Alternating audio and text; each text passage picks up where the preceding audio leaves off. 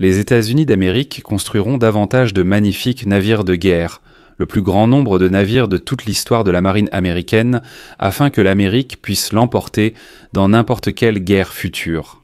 Donald Trump a fait cette déclaration aujourd'hui, 6 octobre, lors d'un discours au défilé de la marine américaine. Et il a ajouté qu'à la fin de cette année, les États-Unis commenceront la construction d'un nouveau sous-marin de la classe Virginia. Et ensuite, Donald Trump a ajouté que toutes les guerres précédentes, par exemple au Vietnam ou en Afghanistan, les États-Unis les ont perdues à cause du politiquement correct.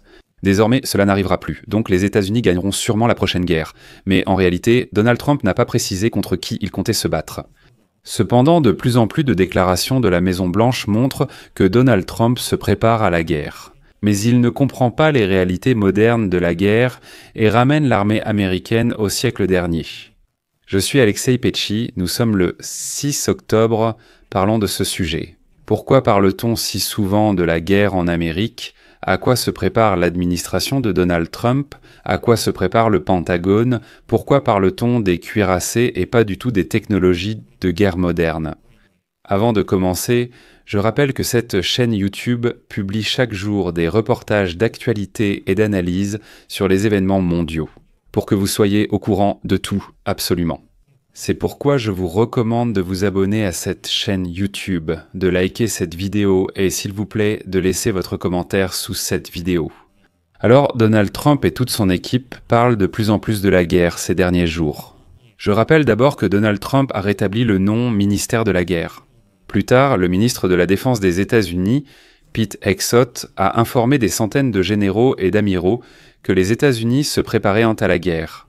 À Quantico, Donald Trump a demandé aux généraux de produire plus d'armes. Aujourd'hui, Donald Trump explique pourquoi les États-Unis ont perdu au Vietnam et en Afghanistan. Et il déclare que les États-Unis ne commettront plus de telles erreurs lors de la prochaine guerre. Revenons un peu en arrière et plongeons-nous dans le contexte. La guerre de la Russie contre l'Ukraine et les dernières provocations russes en Europe ont déjà montré que la nature de la guerre moderne a beaucoup changé. Aujourd'hui, l'essentiel n'est pas de posséder des armes ultra haute technologie coûtant des milliards de dollars, mais plutôt des équipements pouvant être rapidement modernisés et adaptés aux exigences d'un théâtre d'opération spécifique. Et comme le champ de bataille change constamment, les armes doivent être simples à utiliser et, ce qui est important, peu coûteuses. Parce que l'arme qui était pertinente hier ne l'est plus aujourd'hui sur le champ de bataille en Ukraine. Même le système de défense aérienne Patriot n'est plus infaillible. Certains missiles balistiques russes parviennent désormais à le contourner. Un autre épisode concerne la flotte de la mer Noire de la Fédération de Russie, avec laquelle la Russie prévoyait clairement d'obtenir la domination en mer Noire et de s'emparer rapidement de tout le sud de l'Ukraine, y compris Odessa et Mykolaïv. Mais les grands navires n'ont pas pu résister face aux drones maritimes adaptatifs, qui ont simplement commencé à couler la flotte russe. L'énorme navire maladroit n'a pas pu résister face à l'engin maritime agile et incessant. Eh bien maintenant, regardez. Voici le cuirassé Missouri, chef-d'œuvre de l'ingénierie du XXe siècle, un monstre de 270 mètres de long avec un déplacement de 45 000 tonnes. Ces canons pouvaient en tirer un obus d'1 tonne à une distance de 37 km. Ce monstre fascinait et captivait les esprits. Mais l'époque de ces géants blindés est révolue. Lourd et peu maniable. Le cuirassé. Les cuirassés ont cédé leur place à de petits destroyers de type Harley Burke, avec un déplacement d'à peine 8000 tonnes, mais capable d'accomplir simultanément tout un ensemble de missions. Au lieu de canons tirant des obus d'1 tonne, les destroyers sont équipés de missiles anti-navires Harpoon, de missiles de croisière Tomahawk, de torpilles Mark 46, de puissants systèmes de défense aérienne rapprochés, de missiles anti-aériens et même de pièces d'artillerie. Et tout cela sur un seul destroyer. Mais même l'Harley Burke disparaît progressivement dans le passé. L'avenir appartient tout de même aux navires de surface sans équipage. Mais pas pour Donald Trump. Aujourd'hui, lors d'une parade de la marine américaine, Donald Trump a affirmé que les États-Unis construiraient plus de magnifiques navires que jamais. Citation. « Dans les sous-marins, nous avons 25 ans d'avance sur tout autre pays. Personne ne s'approche même de nous. Personne ne peut nous égaler. » Donald Trump a également annoncé qu'en décembre commencera la construction d'un nouveau sous-marin nucléaire de classe Virginia. C'est une excellente nouvelle, non? Mais comment cela est-il possible? Beaucoup d'experts ont été choqués par une autre citation de Donald Trump lors du congrès des généraux et amiraux de l'armée américaine la semaine dernière. Trump a alors déclaré, je cite, « Nous avons un ministre de la Marine. Il est venu me voir parce que je regarde l'Iowa à quai en Californie, je regarde différents navires sur de vieilles photos quand tu regardes leurs canons. Vous savez, nous envisageons vraiment le concept du cuirassé. Un blindage en acier de 6 pouces, pas en aluminium, qui fond si un missile le frappe. L'aluminium fond alors que le missile est encore à 2 miles, de tels navires ne sont plus construits. Mais je les regarde, et cette idée a plu au ministre. Oui, les amis, vous n'avez pas rêvé. La semaine dernière, dans le Country Music Mayor, Donald Trump a défini les priorités du développement des forces armées américaines. Il a parlé des sous-marins, de la modernisation de l'arsenal nucléaire, du développement des chasseurs de 6e génération F-47. Mais le plus choquant, c'est que Trump a sérieusement déclaré qu'il fallait revenir au concept des cuirassés. Les experts militaires, pour rester polis, sont choqués. En fait, les experts affirment clairement que l'armée américaine est à la traîne par rapport à ses principaux concurrents dans l'intégration de systèmes sans pilote de différentes catégories, affirmant que c'est un sérieux défaut dans la stratégie de défense des États-Unis. Mais Donald Trump voit le problème ailleurs. Aujourd'hui, le 6 octobre, il a déclaré que l'Amérique perdait des guerres à cause du politiquement correct. Citation. « Le problème au Vietnam, c'est que nous avons arrêté de lutter pour gagner. Nous aurions facilement gagné, nous aurions facilement remporté la victoire, et en Afghanistan aussi, nous aurions facilement gagné n'importe quelle guerre. Mais nous étions politiquement corrects. Maintenant, nous ne le sommes plus, et nous gagnons. Mais en réalité, la défaite des États-Unis au Vietnam n'était pas due au politiquement correct, mais plutôt à un certain retard de l'armée. Après la défaite au Vietnam, le président américain Jimmy Carter a approuvé un nouveau concept stratégique de bataille aéroterrestre, c'est-à-dire un nouveau type de guerre. C'est précisément pour ce concept que d'énormes programmes de réarmement à grande échelle ont été lancés aux États-Unis. Les chasseurs F-15, F-16, les avions de détection radar à longue portée, les avions d'attaque A-10, les hélicoptères, Apache, les chars Abrams, les véhicules de combat d'infanterie Bradley, les lance-roquettes multiples HIMARS, les systèmes de défense anti-aérienne Patriot. Voilà, tout cet armement est finalement devenu partie intégrante d'une doctrine unifiée où la guerre se mène de façon high-tech, rapide et en misant sur la précision. Et ainsi, l'opération Tempête du désert et l'invasion américaine en Irak sont devenues une excellente illustration du fonctionnement de ce concept. Notamment, le renforcement du renseignement, des frappes de précision sur les centres de commandement, stations radar et nœuds de communication, ainsi qu'une domination aérienne totale, permettant aux forces terrestres d'agir avec une supériorité totale de feu. En bref, à cette époque, les États-Unis ont tiré des leçons de leur échec au Vietnam, ont misé sur de nouvelles technologies, sont allés de l'avant et ont remporté la victoire. Mais tout le problème, c'est que le concept américain de la guerre ne s'est pas révélé tout à fait viable dans la guerre de la Russie contre l'Ukraine. Il s'est avéré qu'on ne peut pas simplement éliminer la domination aérienne et s'attendre au même résultat. Non, ça ne fonctionne pas ainsi.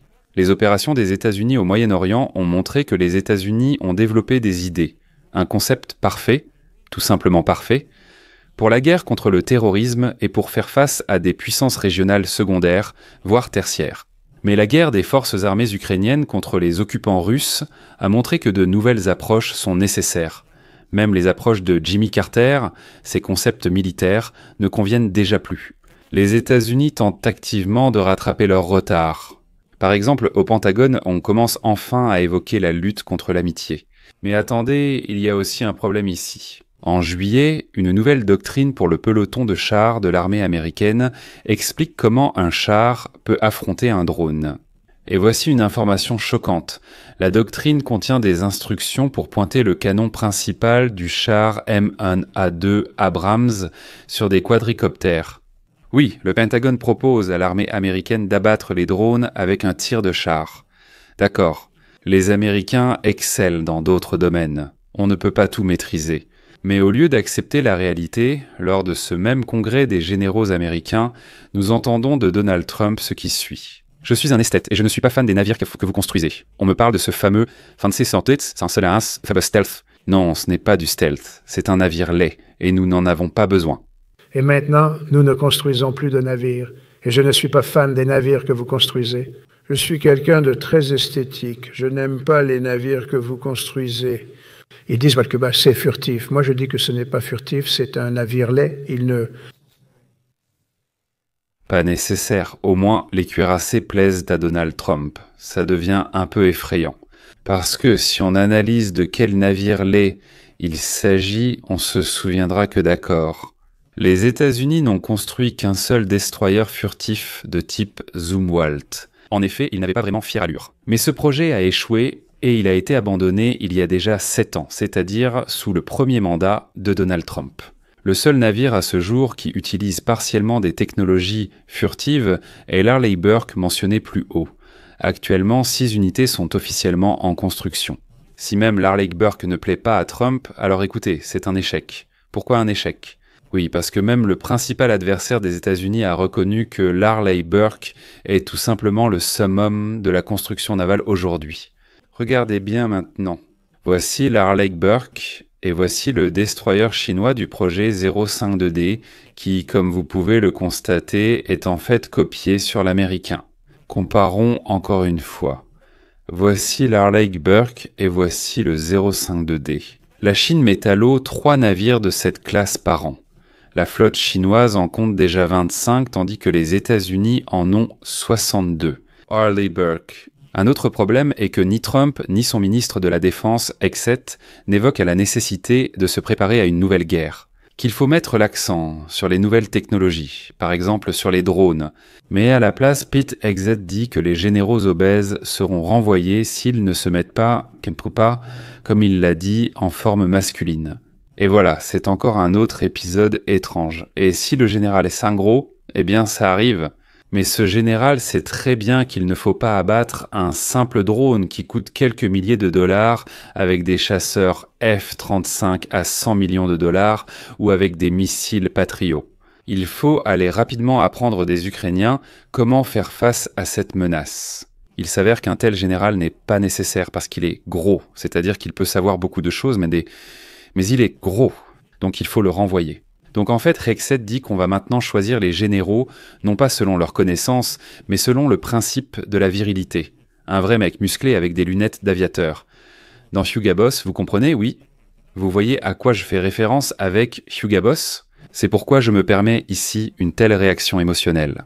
La guerre dont parlent dans Trump et Hegseth, c'est une guerre pour l'électorat interne, pour l'image, pour une certaine forme de prestige. Parce qu'en réalité, il y a une lutte à l'intérieur des États-Unis contre les récits des démocrates qui, avec leurs absurdités opposées, ont vraiment transformé l'armée en un véritable cirque. Et au lieu de se préparer à la guerre, l'équipe de Trump organise simplement un nouveau cirque en essayant d'éliminer celui que les démocrates ont mis en place. Et pendant ce temps, la question du réarmement de l'armée américaine est cruciale.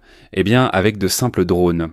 En juin, le président Trump a publié un décret pour renforcer la domination américaine et soutenir l'industrie des drones, armant ainsi les soldats américains. Ça sonne bien, mais le problème c'est qu'en septembre, on a appris que le décret avait été signé. Mais il n'y a pas de fonds alloués aux fabricants de microélectronique, ni de fonds alloués directement aux entreprises capables de produire ces drones. Aucun argent n'est disponible malgré le décret. Et donc, Trent Eminecker, le chef du département des innovations de défense au Pentagone, a déclaré que l'année dernière, ils avaient acheté pas moins de 4000 plateformes de drones.